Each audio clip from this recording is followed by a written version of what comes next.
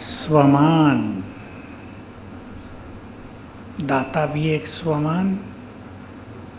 पर आज स्वमानों की बहुत याद दिलाई और सबसे पावरफुल चीज़ थी, स्वमान नहीं रहता इसलिए योग पावरफुल नहीं होता।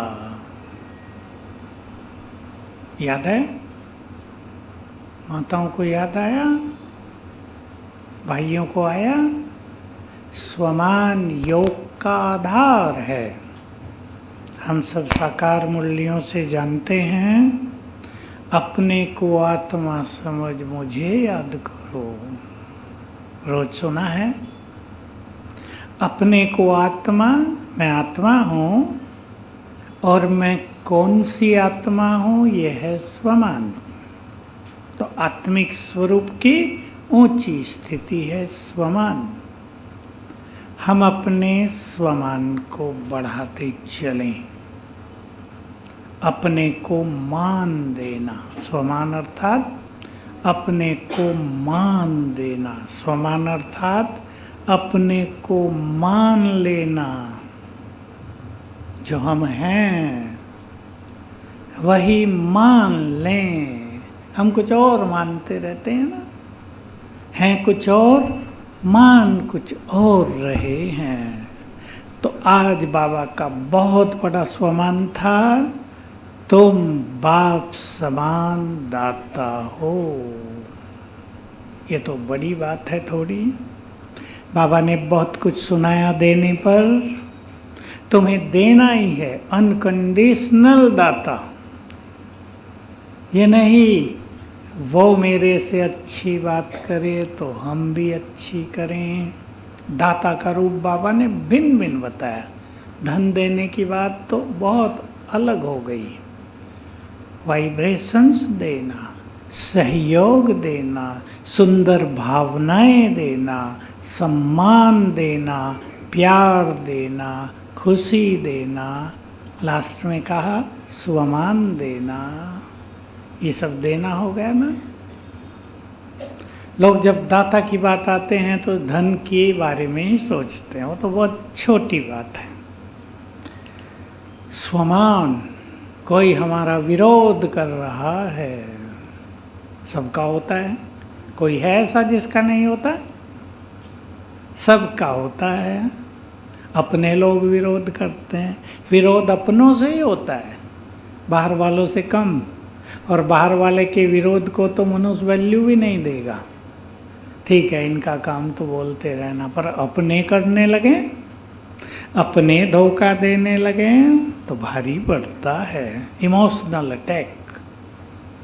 इसलिए ऐसी आत्माओं को भी शुभ भावना देना, दूर से भी स्नेह की दृष्टि देना। पास से स्नेह न दे सको, मुश्किल होता है ना। दूर से स्नेह की दृष्टि दे दो, अच्छा संकल्प दे दो, तुम बहुत अच्छी आत्मा हो। एक ही संकल्प का जादू देखना, तुम बहुत अच्छी आत्मा हो। जो आपको परेशान कर रहा है, जो आपके पीछे पड़ा हुआ है। मैं कहा करता था हंसी में कि संसार में हर व्यक्ति के पीछे एक तो कोई हाथ धो के पड़ा ही हुआ है, और वो नज़दीक वाला होगा। बाबा से पूछा था, जब जगदीश भाई ने शरीर छोड़ा तो गुलजार दादी ने 3 बार भोग लगाया था, 3 दिनों में ही। तो एक बार उन्होंने लास्ट दिन पूछा बाबा से कि बाबा सभी ब्राह्मण कहते हैं, इन ब्राह्मणों से तो बाहर के लोग अच्छे, वो हमसे अच्छा व्यवहार करते हैं, यही तंग करते हैं। तो बाबा ने बड़ा अच्छा उत्तर दिया, मुझे तो तब से पक्का हो गया था। देखो 22, 23, 24 साल हो गए, 23 साल। तुम्हारा जन्म जन्म का हिसाब किताब इन्हीं से तो है, उनसे थोड़ा ही है जो दूर हैं। तो कोई लेने आता है, कोई देने। इसलिए इसको स्वीकार करके अपने को हल्का करेंगे और हमें दाता बनना। आज की मुरली से अगले संडे तक सभी दाता बनकर रहेंगे। हर संडे की मुरली से कोई भी एक बात ले लेंगे, बहनें भी आपको याद दिलाएंगी और अगले संडे तक, सैटरडे तक उसका बहुत अच्छा अभ्यास करेंगे। याद रखेंगे इन 6-7 दिनों में मैं बाप समान दाता हूँ। सब प्रैक्टिस करेंगे बहुत अच्छी। बाप समान में दोनों बाप, ब्रह्मा बाबा का भी ऐसा ही देखा। भिन्न भिन्न तरह से लोग विरोध करते थे। आज ये समाज का बहुत ज़्यादा विरोध होता था। बाबा ने कभी एक शब्द नहीं बोला उनके विरोध में, क्योंकि उसको पता था ना ये मेरे ही बच्चे हैं और फिर आएंगे इधर ही। परम मित्र कहते थे बाबा उन्हें, परम मित्र। हम भी आज देख लें किन किन के लिए आपको मन में विरोध, बदले की भावना है। बदले की भावना ये दुनिया में बहुत चल रहा है, पूर्व जन्मों का भी चलता आ रहा है। किसी ने हमें सताया है, मन में मनुष्य के तुरंत रिएक्शन होता है, देखूंगी इसे, आने दो समय। उसका हमें पता चलता नहीं है कभी कभी, पर ये बदले की भावना सूक्ष्म रूप से हर मनुष्य के अंदर समाई रहती है। इनको मजा चखाएंगे, इसने ऐसा बोला है ना, करके दिखाऊंगा। ये बदले की भावना हमारी सुख शांति खुशी को नष्ट करती है, प्रेम को नष्ट करती है। मैं आपको पहले दिन से एक बात कह रहा हूँ, हमारे हर संकल्प से एनर्जी पैदा होती है।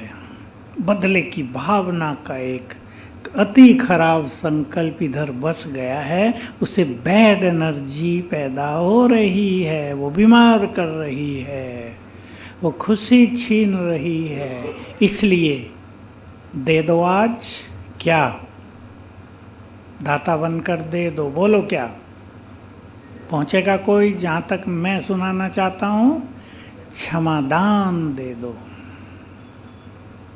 आज उन सबको क्षमा कर दो जिनसे आप बदला लेना चाहते हैं। चलेंगे 2 मिनट, लाल लाइट वाले को लाओ, 2 मिनट सब सीधे बैठ जाएं। हम बदला लेंगे आज सबसे। जन्म जन्म जिन्होंने हमें कष्ट दिया उनसे भी बदला लेंगे, सबको क्षमा करेंगे सच्चे मन से। पहले हम स्वमान लेते हैं, चलें सभी स्वमान में स्थित हो जाएं। मैं बाप समान दाता विधाता वरदाता हूँ। अपने को स्थित कर दे। बहुत बड़े हो गए हम, भगवान के जैसे, जो सभी को देने वाला है, जो सभी के कष्ट हरने वाला है, जो सभी को प्यार बांटने वाला है। बहुत बड़े हो गए हम। जैसे माँ बाप अपने बच्चों के सभी दोषों को, गलतियों को क्षमा कर देते हैं, हम बाप समान भी सभी की गलतियों को, उनके व्यवहार को आज क्षमा करेंगे, उन्हें दुआएं देंगे।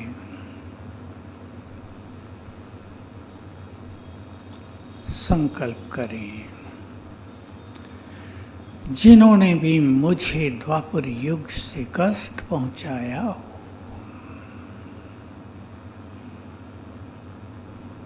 मुझे धोखा दिया हो, परेशान किया हो,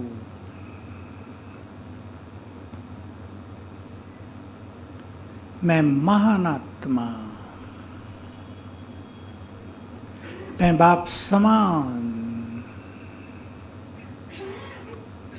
उन सभी को सच्चे दिल से क्षमा करती हूँ।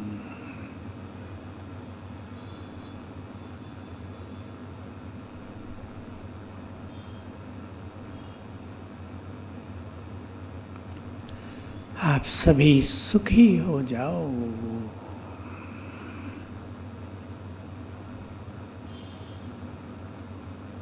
आप सबको सद्बुद्धि प्राप्त हो। सभी का प्रभु मिलन हो।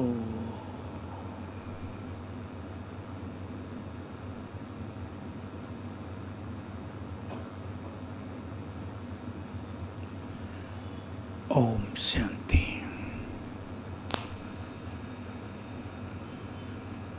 देने वालों के लिए आज बाबा ने कहा वे संपन्न होने चाहिए और बोलो किसको, किसने पकड़ी मुरली से? संपन्न संपूर्ण एक ही बात हो गई। उनकी बेहद की वृत्ति होनी चाहिए। ये नहीं इनको तो दे दें, उसको नहीं देंगे। बेहद की वृत्ति।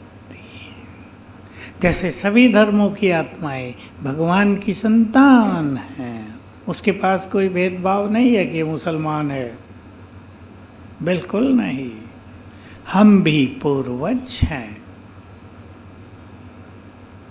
हमें भी ऐसा ही होना है। मैं एक सच्ची घटना सुना दूं।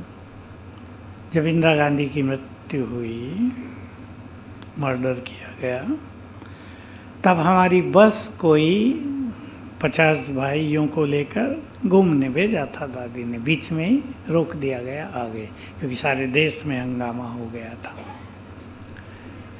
तो हम में से बहुतों के मन में दूसरे धर्म वालों के लिए घृणा भाव था और बढ़ गया।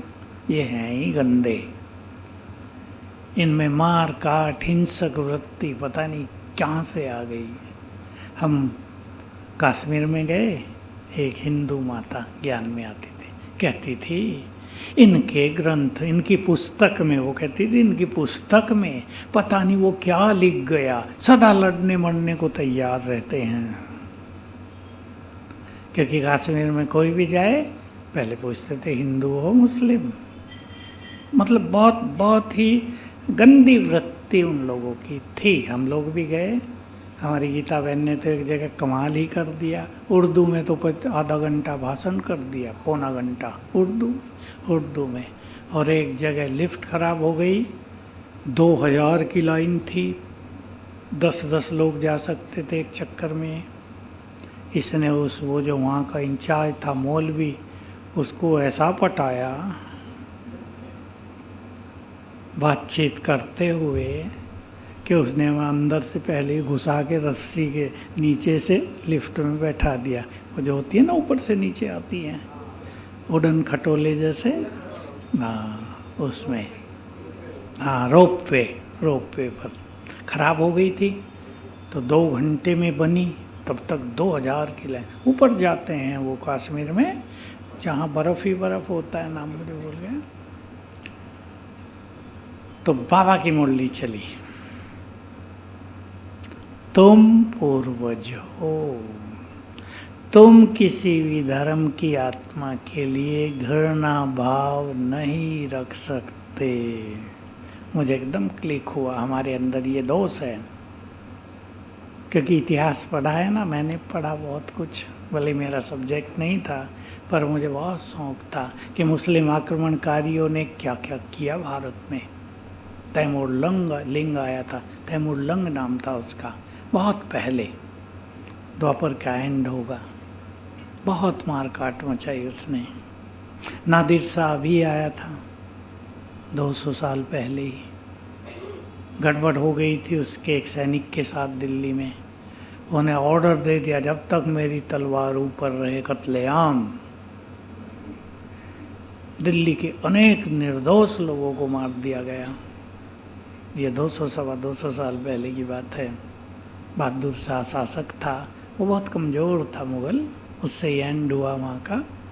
वही कोहनूर हीरा ले गया था। उसके पगड़ी में था कोहनूर हीरा। उसने कहा तुम तो मेरे भाई हो, ये मारकाट बंद करो। तलवार नीचे कर दी। कहा भाई है तो भाई तो पगड़ी बदलते हैं ना, बदलो। तो पगड़ी बदली तो हीरा उसके पास चला गया। लेकिन ये कोहनूर हीरा, आपको पता ना पता हो, ये अनलक्की हीरा है। जिसके पास गया उसके साम्राज्य को नष्ट किया। फाइनल में अंग्रेजों के पास गया था, वो ले गए थे सारा उनका जो विशाल साम्राज्य था संसार में, विशाल सूर्य उदय रहता था, वो अस्त होते होते ब्रिटेन के 2-4 हिस्सों में रह गया। तो हम सभी को बाबा ने पूर्वज बनाया, बहुत महान। हम अपनी भावनाओं को शुद्ध करें। मैं पूर्वज हूँ, इस स्वमान में स्थित होकर संकल्प कर दिया करें, सभी धर्मों की आत्माएं हमारे गुड फ्रेंड हैं। तो जब ये खेल अब गड़बड़ाएगा ना, वो हमें भी अपने गुड फ्रेंड के रूप में देखेंगे। बहुत सुंदर रिटर्न होगा। और जिनके मन में शत्रु भाव है, उनके मन में भी उनके लिए शत्रु भाव रहेगा। बहुत डीप फिलोसफी है ये। जैसे संकल्प हमारे दूसरों के लिए, वैसे ही संकल्प उनके हमारे लिए। इसलिए हम बहुत अच्छी तरह 1 हफ्ता सब करेंगे ना, दाता कोई भी आए, स्नेह की आत्मिक दृष्टि लेकर ही जाए। कोई भी आए, हमारे चेहरे की मुस्कान से खुश होकर जाए। भारी आए, हल्का होकर जाए, ये दातापन हो गया। परेशान आए, समाधान लेकर जाए, ये दातापन हो गया। किसी को हम ज्ञान के 2 बोल बोल दें। देखो, ज्ञान देने में सभी भाई बहनें एक टेक्निक अपनाएंगे। जो ऑफिसों में हैं, कई लोग ज़्यादा सुनाते हैं ज्ञान। तो क्या होता है ज़्यादा सुनाने पे? ऑफिस में आप ज़्यादा सुना रहे हैं, सुनता है कोई? बल्कि आपका नाम रख देंगे, कुछ भी कह देंगे। हमें तब सुनाना चाहिए जब उनकी जिज्ञासा उत्पन्न हो। और जिज्ञासा उत्पन्न करने का सबसे अच्छा तरीका है, आजकल समस्याओं से भरे हुए लोग आपके चारों ओर रहते हैं। आप किसी को देखो, चेहरे पे टेंशन है, पूछ सकते हो क्या बात है भाई, क्यों टेंशन है, क्या परेशानी है? 2 बात सुना दो, बस ऐसे रहो। अरे भगवान को अर्पित कर दो ना अपने टेंशन, वो तुम्हें मदद करेगा। इतना सुनाओ, उस पे छोड़ो। उसके अंदर जिज्ञासा बढ़ेगी, वो करने लगेगा, आपसे प्यार बढ़ेगा, आपका सम्मान बढ़ेगा। और तब आप उन्हें पूरा ज्ञान देकर बाबा का बना सकते हैं। ये टेक्निक अभी अपनाएंगे तो जैसे डिजिटल का ज़माना आ गया है, सब कुछ छोटा, ज्ञान भी थोड़ा। घंटे का कोर्स सब, मैं तो सब बहनों को कहता हूँ, मैं तो बहुत जगह बहनों के प्रोग्राम कराए, जब सब जोनिंग के वहाँ जाते हैं, बहनें आती हैं। अब कोर्स को आधे घंटे पे ले आओ। आत्मा का ज्ञान लंबे चौड़े की ज़रूरत नहीं, 4 बार अनुभूति करा दो आधे घंटे में। बैठो, मैं आत्मा हूँ यहाँ, अपने स्वरूप में बैठो, मैं शांत हूँ। 3 मिनट उससे मंत्र की तरह करा दो, मैं आत्मा शांत स्वरूप हूँ, मैं आत्मा शांत हूँ। इस तरह धीमे देखो परिणाम। माताएं भी जो कोर्स देती हैं, करा के देखो। लंबे चौड़े ज्ञान से तो लोग बोर होंगे। बताना तो यही है ना, तुम ये शरीर नहीं हो, आत्मा हो। इसके अलावा कहाँ ले जाना हमें उन्हें? लंबी चौड़ी बात करके उन्हें ये भुला देना तुम शरीर भी नहीं हो तो आत्मा भी नहीं हो, कुछ और ही हो। हाँ, 2020 हमारा तो कोर्स 1 मिनट पे आ जाएगा। जैसे हमारी स्थिति बढ़ेगी, 1 मिनट में आत्मज्ञान, जिसके लिए शास्त्र लिखे गए, वेद लिखे गए, फिर भी कुछ नहीं पता चला, तुम आत्माएं हो, ज्योति स्वरूप हो, यहाँ बैठी हो, बैठो, बस हो गया। 10 सेकंड में बैठा दो, लेकिन वो तब होगा जब हम बैठे होंगे। ये समय तेजी से हमारे पास आएगा, तेजी से। अब कोई लंबे चौड़े दिनों की बात नहीं है। याद करें बाबा की बातें। बाबा से कई बार पूछते थे अव्यक्त बाबा से, बाबा विनाश कब होगा, कुछ तो अता पता बताओ। उत्तर 1 मिनट पहले भी नहीं बताएंगे। याद आ गया? सब कुछ अचानक होगा, सब कुछ अचानक। अब ये खेल अचानक की ओर बढ़ चला है, इसलिए हमें भी अपने ज्ञान को सार में ले आना है और अपनी स्थिति को उसका स्वरूप बनाना है। अचानक खेल पूरा होगा तो हमारी स्थिति भी बहुत अच्छी होनी चाहिए, ताकि जो कुछ इस सृष्टि पर हो उसे हम स्वीकार करें। मैं ये बात सबको बार बार कहता हूँ, छोटा सा शब्द है लेकिन बहुत प्रभावकारी है। स्वीकार करने का संस्कार। नहीं तो क्या होता है, क्यों, और नहीं तो बाबा से ही लड़ने लगते हैं।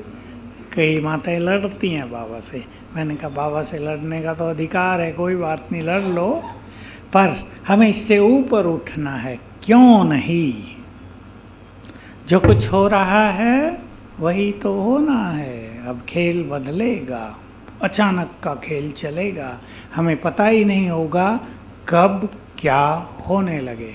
मैं सुन रहा था आज ही, पता नहीं कहाँ का बताया, भूकंप बहुत आने लगे, 6.5 तेजी से बढ़ते जा रहे हैं।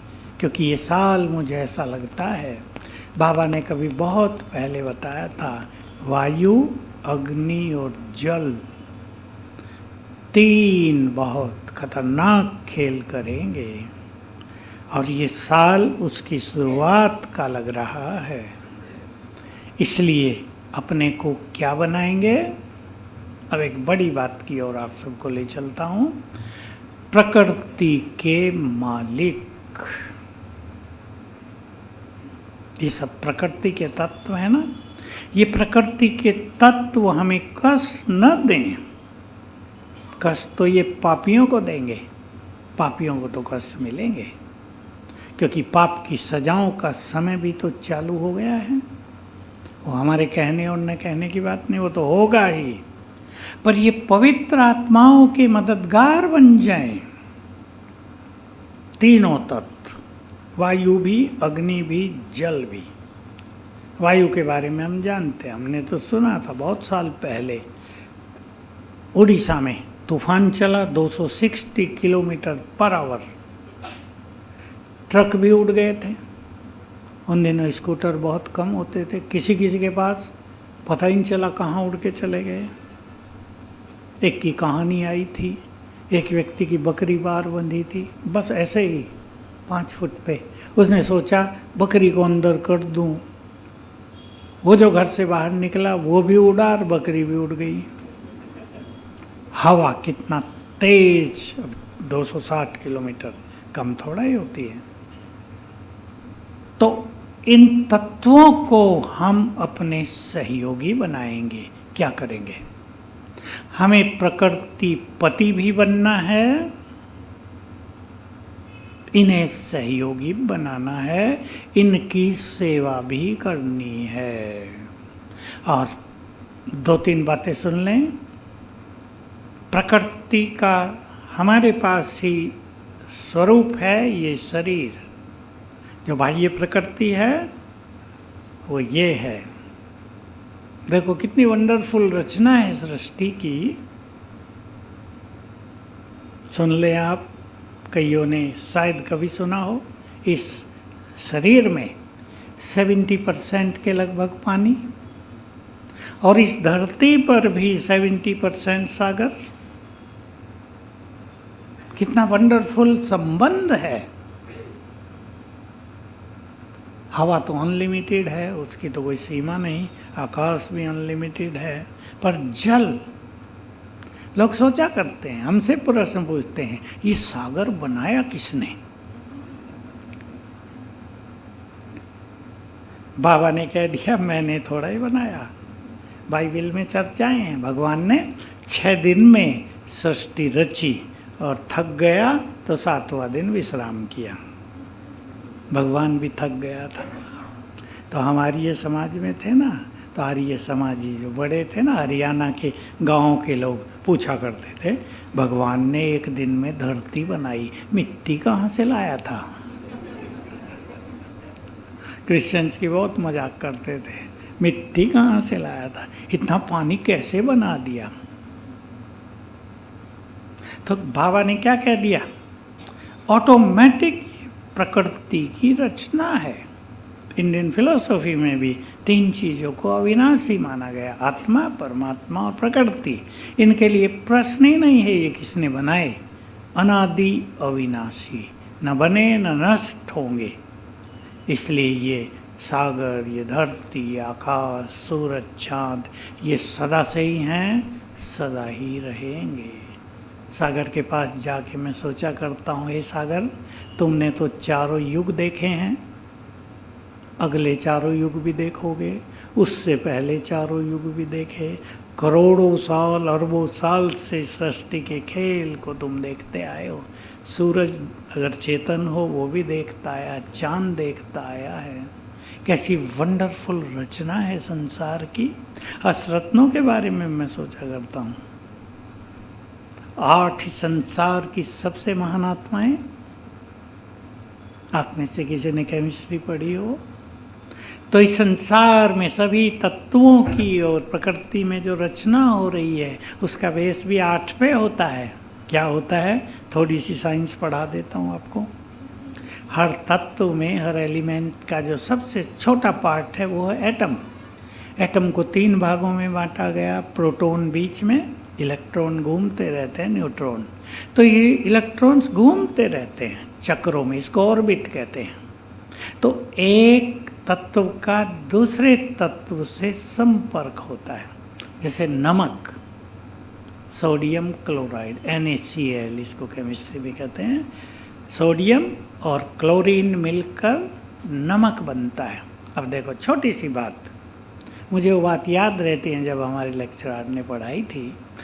तो इसमें मान लो एक तत्व में जो आखिरी घेरा है उसमें 5 संख्या है इलेक्ट्रॉन की, तो ये 5 वाली संख्या हमेशा 8 होना चाहती है। तो दूसरा जो तत्व इसके पास है, जो इसे मिल रहा है, उसमें अगर 3 है आखिर में तो मिल के नमक बन गया।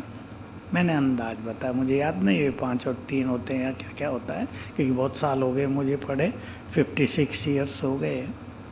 तो 8 का नंबर, मैं तब ज्ञान में आ गया था, मैं सोचता था ये 8, यहाँ भी 8 ग्रहों की बहुत चर्चा कि 8 ग्रह एक लाइन में आ जाएंगे तो विनाश होगा, धरती पर ये हो जाएगा। तो ये वंडरफुल रचना है। आत्मा, परमात्मा और प्रकृति का खेल चलता है। और आपको बता दूं थोड़ा सा, इन्हीं तीनों के आधार पर भारत के आचार्यों ने, पहले शंकराचार्य, शंकर आचार्य पहला, दूसरा रामानुजाचार्य, तीसरा निम्बार्काचार्य, माधवाचार्य और बल्लभाचार्य, 5 भारत के आचार्य हुए। उन्होंने पांचों ने 5 अलग अलग फिलोसॉफी दी। शंकराचार्य की फिलोसॉफी को कहते हैं अद्वैतवाद, एक ही एक है, दूसरा कुछ है ही नहीं, एक परमात्मा बस, दूसरा कुछ नहीं। रामानुजाचार्य ने उसको गलत साबित कर दिया, उसका ही शिष्य था वो 200 साल बाद। उसने कहा नो, एक परमात्मा, बाकी आत्माएं। उस परमात्मा की शक्ति आत्माओं में आती है, इसलिए उसको नाम दे दिया विशिष्ट अद्वैतवाद। एक की शक्ति आत्माओं में आती है। फिर तीसरे ने कहा उसकी शक्ति प्रकृति में आती है। द्वैत अद्वैतवाद है वो। ऐसे द्वैत द्वैतवाद 5 वाद हो गए। तो देखो अब हम जानते हैं, ये बात संसार में औरों को नहीं पता। शिव बाबा की शक्ति हम में आती है, हमसे प्रकृति में जाती है। तो एक का ही खेल हो गया ना, इसलिए अद्वैतवाद शंकराचार्य ने कह दिया था। तो हमें प्रकृति पति भी बनना है और प्रकृति को मदद भी करनी है। तो ये सभी तत्व हमें बहुत मदद करेंगे।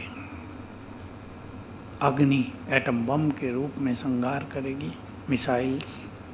पानी हम जानते हैं, बाढ़ आ रही कई देशों में, लोग कह रहे अगला नंबर भारत का है बरसात में। वायु हमें बहुत नुकसान नहीं पहुंचाएगी। और हम में से जो श्रेष्ठ योगी बन जाएंगे वो अपनी संकल्प शक्ति से प्रकृति को शांत भी करेंगे। तो हमें पहले प्रकृति पति बनना है, अर्थात मैं आत्मा इस देह से न्यारी, इस प्रकृति से न्यारी। जो 1 सेकंड में न्यारे हो गए वो इसके मालिक बन गए। जब चाहे आधार लिया, जब चाहे इससे न्यारे हो गए। यह है प्रकृति पति बनना। और जो स्तर है अशरीरीपन का अभ्यास करते करते साइलेंस पावर को बढ़ा देंगे, वे प्रकृति के तत्वों को शांत भी कर सकेंगे। मान लो आग लग गई है कहीं, GJ06JE5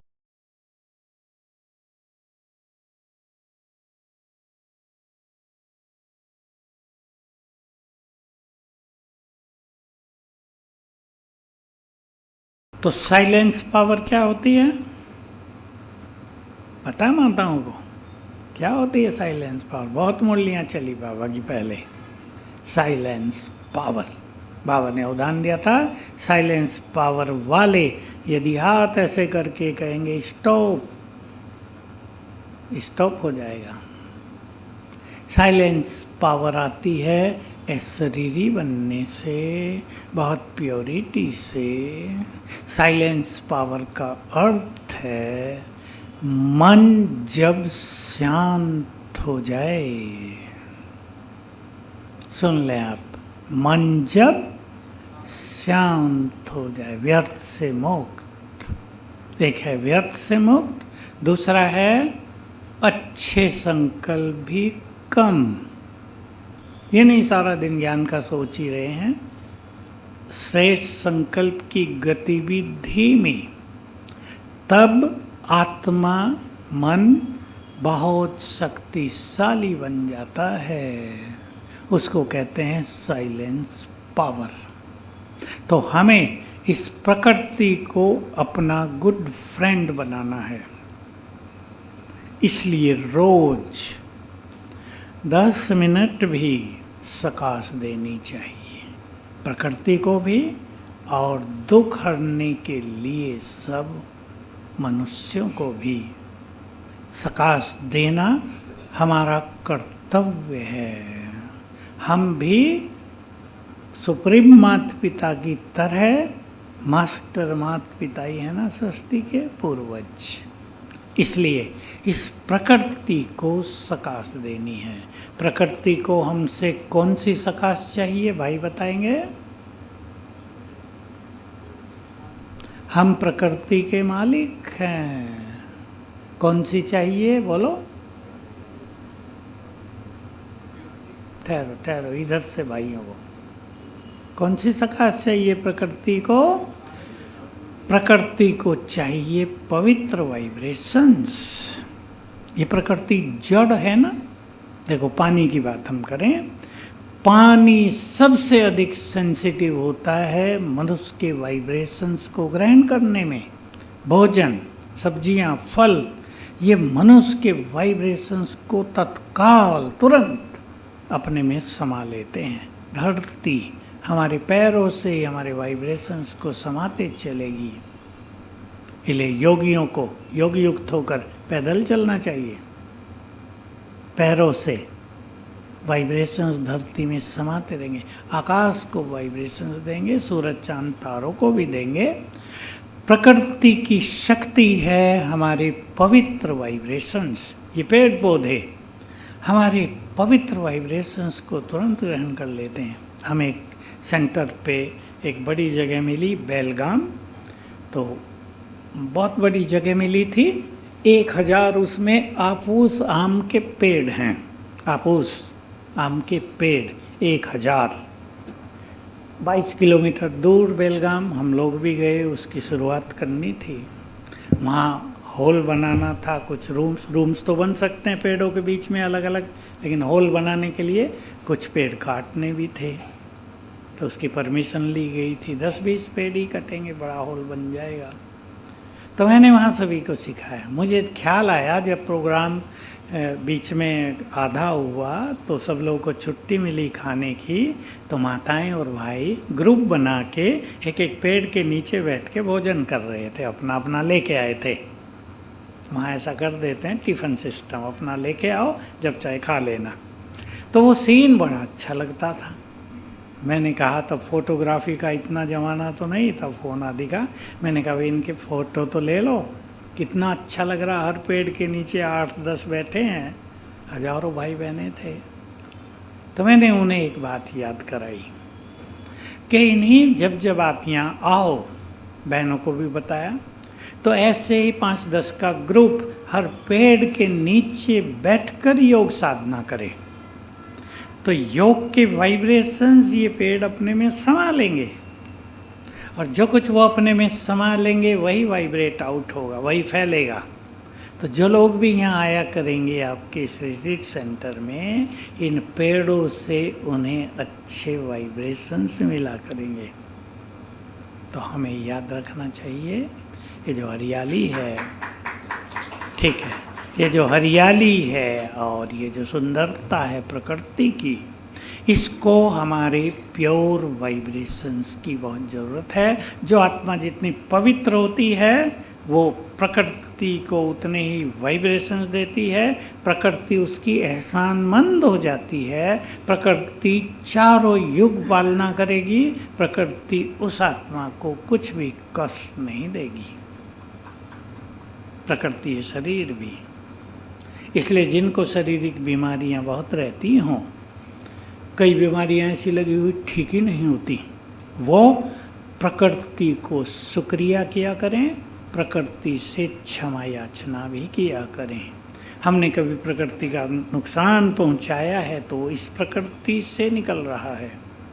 प्रकृति को शुक्रिया करेंगे तो प्रकृति भी शांत होगी, क्षमा याचना करेंगे शांत होगी, और हमें स्वास्थ्य प्रदान करेगी। तो सभी प्रकृति के मालिक बन जाएंगे, श्रेष्ठ स्वमानधारी बनेंगे, अच्छे स्वमान में अपने को स्थित करेंगे, और संसार के लिए हमें बड़े बड़े काम करने हैं। लास्ट बात सुना देता हूँ। सभी अपना अपना पार्ट, रोल कहते हैं, अपना अपना रोल फिक्स करें। अगले 10 सालों में मुझे संसार के लिए क्या करना है। मान लो अभी बरसात में तेज बारिशों के तूफान हो जाएं, तब मुझे ये पार्ट बजाना है। मान लो आप सुने कि आपके बड़ौदा में रात को बहुत सारे लोग परेशानियों में सो नहीं रहे हैं, तब मुझे कैसे उन्हें वाइब्रेशंस देकर सुलाना है। आपको पता चले कि बहुत बड़ी भूकंप हो गया और बहुत सारी जो मल्टी स्टोरी बिल्डिंग है वो गिर गई हैं, लोग दबे हुए हैं, कोई निकाल नहीं पा रहा है, तब मुझे क्या करना है? अपना अपना पार्ट फिक्स करेंगे। समझ रहे ना इसके रहस्य को? मैं ये रोल प्ले करूं, तब अपने को भूलना पड़ेगा। हमारा जीवन दूसरों के लिए ही हो जाएगा। तब कमाना ये वो सब पूरा हो जाएगा खेल। सुख देना, दूसरों के दुख हरना, वाइब्रेशंस देकर दूसरों को राहत देना। अब विचार करो, मकान गिर गया है, लोग फंस गए हैं, किसी का सिर फूट गया है, अंदर दबे हुए, हाथ कट गया है, पैर को चोट लगी है, करार है अंदर, कोई सुनने वाला नहीं। क्या स्थिति होगी मनुष्य की? अगर उसको एक दिन वहाँ रहना पड़े तो एक दिन माना धर्मराज की भयानक सजाएं, छटपटाती रहेगी आत्मा। ऐसे में हम सब दुख हरता बनकर, मास्टर मुक्तिदाता बनकर उन्हें वाइब्रेशंस देंगे। कुछ आत्माएं मुक्त हो जाएंगी देह से, कुछ आत्माओं के दुख समाप्त हो जाएंगे, उनको निकाल लिया जाएगा, इलाज हो जाएगा। लेकिन दूसरों के दुख कौन समाप्त कर पाएंगे? जो लंबा काल दुखों से मुक्त रहे हों, जिन्होंने अपने अंदर ईश्वरीय सुख लंबे काल से भर लिया हो, ईश्वरीय सुख। इसलिए संपन्नता शब्द बाबा बोलते हैं, एक बोलते हैं संपूर्णता। संपन्नता का अर्थ ही है भरपूर, सुखों में भरपूर, शांति से भरपूर, ईश्वरीय शक्तियों से भरपूर, खुशी से भरपूर। और ये सब करते करते आ जाएगी संपूर्णता, परफेक्शन। हमारी डिग्री 100 पे पहुंच जाएगी। तो हम सभी समय को पहचानते हुए, अचानक का खेल होने वाला है, उसको ध्यान में रखते हुए अपनी ऐसी तैयारी करें हम खुद भी सब कुछ आराम से सुन सकें, देख सकें और संसार के लिए दाता बन जाएं। ऐसी आत्माएं संसार के लिए वरदान होंगी, भगवान का स्वरूप बन जाएंगी और संसार के कष्ट निवारक हो जाएंगी। बहुत मज़ा आया आप सबके पास आकर। रात को फिर मिलेंगे। हम तो कहीं एक सेंटर पे इतने दिन रहे नहीं हैं। ये पता नहीं आपकी बहनों में क्या है जो हमें यहाँ आना पड़ा इतना समय। हमें बहुत अच्छा लगा। हमारे डॉक्टर साहब ने हमें बहुत ठीक कर दिया। हम भी इनके शुक्रगुजार हैं। भाई इनको गिफ्ट भी तो देनी थी कुछ, वो चित्र है। लेकिन भाई जी एक 2 क्वेश्चन है कि एक अमृत वेला के बाद जो मुरली क्लास के पहले 6:30 से 7 का योग होता है, उसका क्या महत्व है? देखिए, उस योग का, मुरली से पहले के योग का महत्व ये है कि उसमें हमारी बुद्धि शांत होकर तैयार हो जाती है भगवान के अमृत वचन धारण करने के लिए। इसलिए मैं कहता हूँ कम से कम 10 मिनट सबको योग करना चाहिए और संकल्प करना चाहिए, मैं आत्मा स्वराज्य अधिकारी हूँ, मन बुद्धि की मालिक हूँ। हे मेरी बुद्धि, आज जो भगवान वरदान दे तो सबको धारण कर लेना। देखो चमत्कार। चलो और क्वेश्चन? हाँ जी, तो थोड़ा बस वही कि आज इतना हमें बहुत कुछ दिया, तो जो मॉर्निंग क्लास वाले स्टूडेंट थे जो जल्दी नहीं आ पा रहे, आज भाई जी को गिफ्ट देंगे कि हम 6:30 बजे पहुंच जाएंगे। हाथ ऊपर करें मॉर्निंग क्लास वाले स्टूडेंट। मैं इसमें एक राज आपको और बता दूं, जो लोग कह देते हैं ना हम तो बहुत बिजी हैं, ये है वो है। अगर आप सवेरे अपने को चार्ज कर लेंगे ना, आपकी कार्य शक्ति बहुत बढ़ जाएगी। आप थोड़ा करेंगे ज़्यादा फल पाएंगे, थोड़े समय में ज़्यादा काम होगा, थकेंगे भी नहीं, टेंशन भी नहीं होगी, बहुत अच्छा रहेगा। इसलिए इस समय को महत्व देते हुए, कहीं फिर ऐसा समय ना आ जाए कोरोना का बाप जो आप घर से बाहर ही ना निकल सको। इसलिए जब तक निकलने का मौका है पूरा फ़ायदा उठा लो। आएगा तो सही ऐसा समय।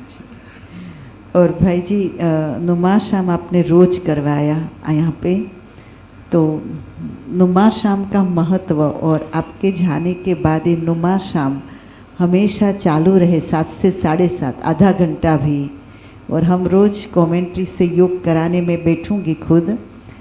तो भाई जी एक नुमा शाम का भी 2 मिनट में आप महत्व जैसे समझाओ। सवेरे अमृत वेला है, वैसे ही शाम को हमारे लिए सेकंड अमृत वेला होता है। जब सूर्य ढलता है, प्रकृति शांत होती है।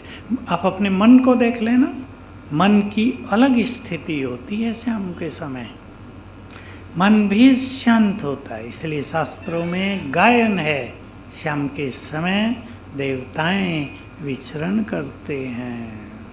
सवेरे के समय भगवान हमसे जुड़ता है। मैंने तो मुसलमानों से सुना, उनके यहाँ कुरान में लिखा गया है कि भगवान केवल सवेरे की इबादत ही स्वीकार करता है, पवित्र आत्माओं की इबादत ही स्वीकार करता है। जो वो निर्मल हैं, अहिंसक हैं, उनकी इबादत ही स्वीकार करता है। खैर वो भूल गए, वो अलग बात है, तो सभी भूल गए।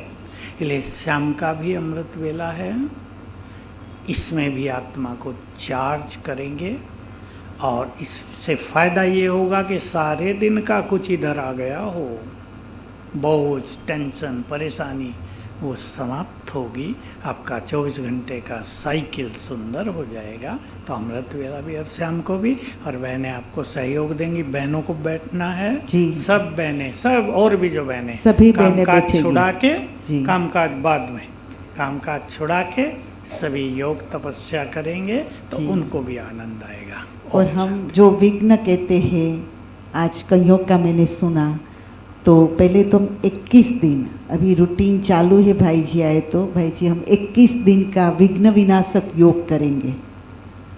21 दिन शाम को नुमा शाम में 21 दिन विघ्न विनाशक का योग करेंगे। उसके बाद कंटिन्यूज रखेंगे, लेकिन 21 दिन मस्ट। और इसमें संकल्प करा देना कि संसार की सभी आत्माओं के विघ्न नष्ट हों, सभी की श्रेष्ठ इच्छाएं पूर्ण हों। सभी इच्छाएं नहीं, श्रेष्ठ इच्छाएं। इच्छाएं तो गड़बड़ वाली बहुत होती हैं। चलें अब, ओम शांति।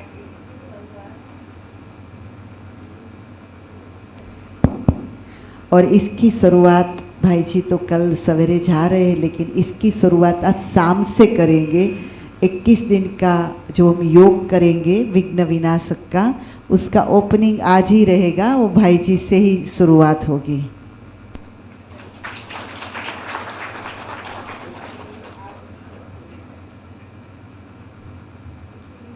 भी पहुँचे, सभी बाबा के घर शाम को पहुँच जाए। 7 से पौने 8 भाई जी योग कराएंगे, लेकिन हम 6:30 बजे सब पहुँचेंगे, तो एक वातावरण बन जाता है। ठीक है। और भाई जी एक लास्ट क्वेश्चन है, क्योंकि संडे का दिन है।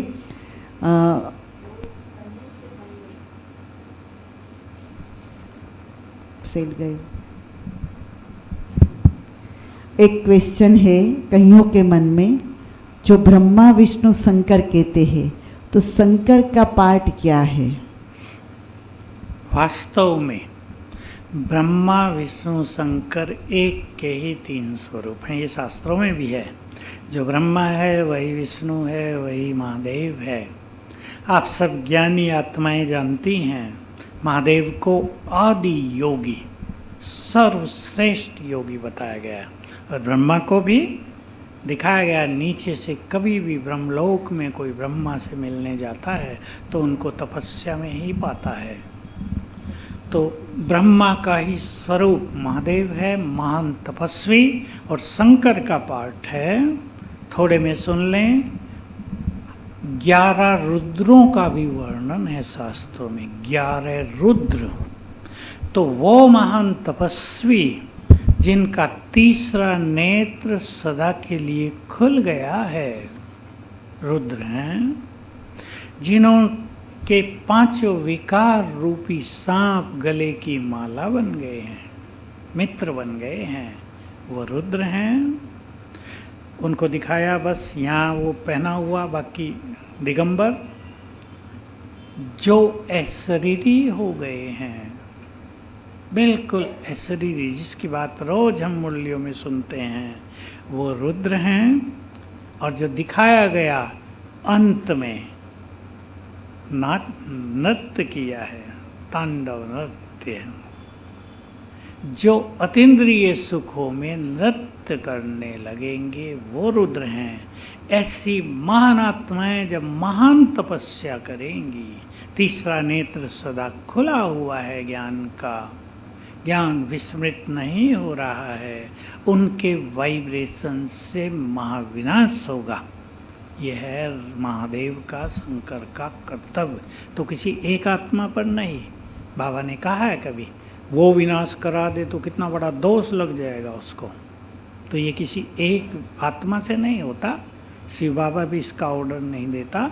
ये महान योगियों के योग के वाइब्रेशन से संसार के दुखों को समाप्त करने के लिए, कलयुग की समाप्ति के लिए, क्योंकि स्वर्णिम युग आएगा। अब वो तो काल चक्र घूम ही रहा है, चल रहा है। ये तो रात पूरी हो रही है, सूर्योदय हो रहा है, सूरज चढ़ा, फिर अस्त हुआ, फिर आया। इस चक्र को तो कोई बदल नहीं सकता। स्वर्णिम युग सतयुग आ रहा है, तो उसके लाने के लिए और कलयुग में पाप और पापियों की समाप्ति के लिए ये राजयोग योग, जिसको महादेव के रूप में दिखाया गया, महान योगी, तीसरा नेत्र खुल गया तो कामदेव को भस्म कर दिया। ऐसी आत्माएं जिनका ज्ञान नेत्र इतना खुल गया, काम महाशत्रु भस्म हो गया, वो महादेव उनकी यादगार है। तो उसका ये कार्य अब आगे इस तरह चलेगा।